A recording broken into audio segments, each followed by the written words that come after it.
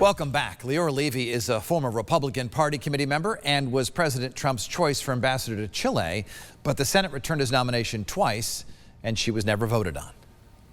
Thank you so much for being with us on the program again. Thank you for inviting me, Dennis. So what does the Connecticut Republican Party stand for?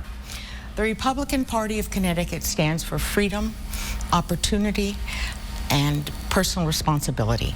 Those are the pillars of our party, and those are the pillars on which I stand. If you are elected in November, what's the biggest change people would notice between you and Senator Blumenthal?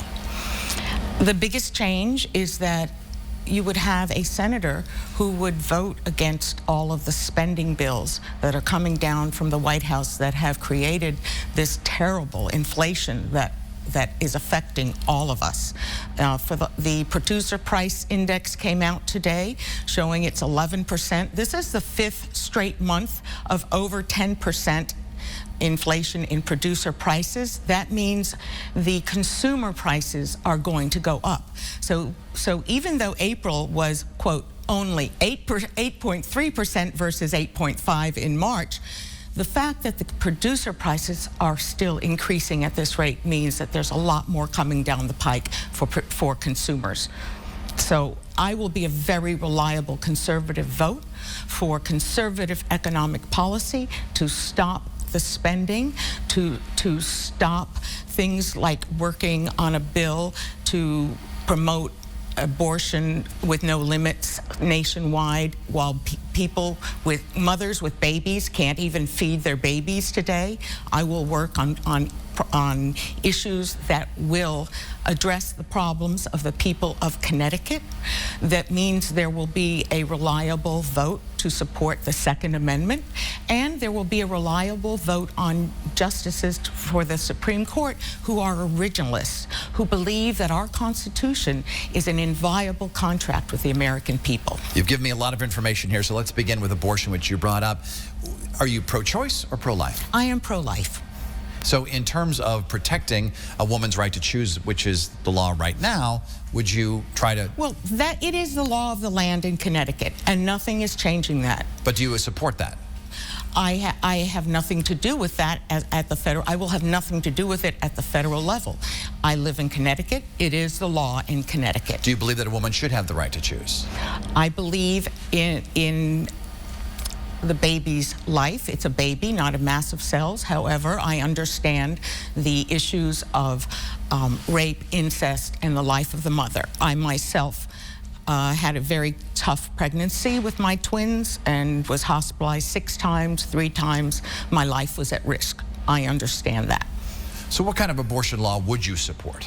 Well, we have to come to a consensus in this country, and what the recent polling has shown is that 85% of the American people do agree that there should be limits on abortion. They do not agree that abortion should be legal up to the point of birth.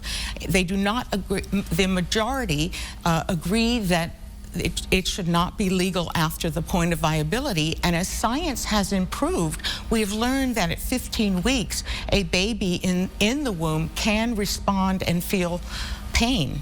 So that 15-week limit seems to be what the consensus view is in the United States. And I'd like to point out that in Europe, most countries have a 12-week limit. France has a 14-week limit. And the only countries in the world that agree with unlimited abortion are North Korea and China. I don't think those are countries with which we share any values. As a U.S. Senator, you will have to approve or vote against Supreme Court nominees, and you brought the Supreme Court up. Would you have voted to confirm Ketanji Brown Jackson? You know, I was a nominee for ambassador to Chile, and I went through a 2.5-year process. I did have my hearing in the Foreign Relations Committee, and my nomination was sent to the floor. But I was not given a fair hearing by many Democrats. They blocked a whole group of us from getting confirmed, and it hurt the United States and our foreign policy in all of those countries for which we still have no ambassadors. However, my red line is I will only vote for originalists, as I said, who believe our Constitution is an inviolable contract with the American people. And unfortunately, Justice Ketanji, soon-to-be Justice Ketanji Brown Jackson, does not meet that criteria. I'm also concerned about some of her rulings on child abusers and pornographers. I would not have been able to support her nomination. What about the nominee before her, Amy Coney Barrett? Would you have voted to confirm her? Yes, absolutely. She's totally qualified. Let's talk about, before you get to November, you have to beat Peter Lumaj and Themis Klarides. What makes you the most qualified of the three?